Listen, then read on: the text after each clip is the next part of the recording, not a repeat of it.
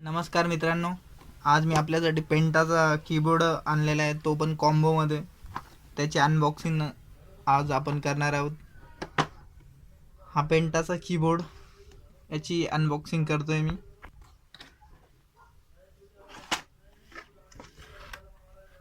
Packing अशा प्रकारे पन्नीमध्येच pack आहे. पॅकिंग एवढी काही खास नाही.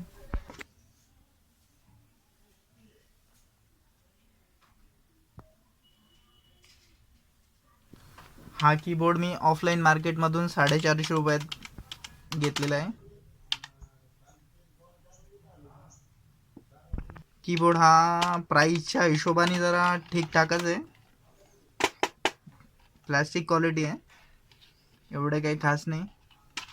दोन्ही पण कीबोर्ड आणि माऊस हा USB केबलमध्ये येतात. अशा प्रकारे USB केबल येते यांचे. हा पेंटाचा माऊस आहे, त्याच्यामध्ये आलेला आहे.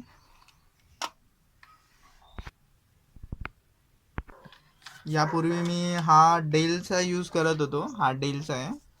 याची कीज जरा सॉफ्ट होती आणि याची जरा हार्ड आहे. आणि हा डेलचा आता झाले 3 वर्ष. 3 वर्षानंतर हा खराब झाला आहे. पण याची पेंटाची आणि याची बरोबरी होऊ शकत नाही. डेल खूप चांगला होता. हा बिल्ड क्वालिटी पण प्लास्टिकची आहे, ॲव्हरेज आहे. प्राईसच्या हिशोबाने ठीकठाक आहे, एवढी काही खास नाही. तरी पण मी सजेस्ट करतो की बाबा नका घेऊ, हा जरा ठीकठाकच वाटला आहे मला. दाखवण्यासारखं असं विशेष काही नाही आहे कीबोर्डमध्ये आणि माऊसमध्ये सुद्धा. बस या व्हिडिओमध्ये एवढंच. Bye bye.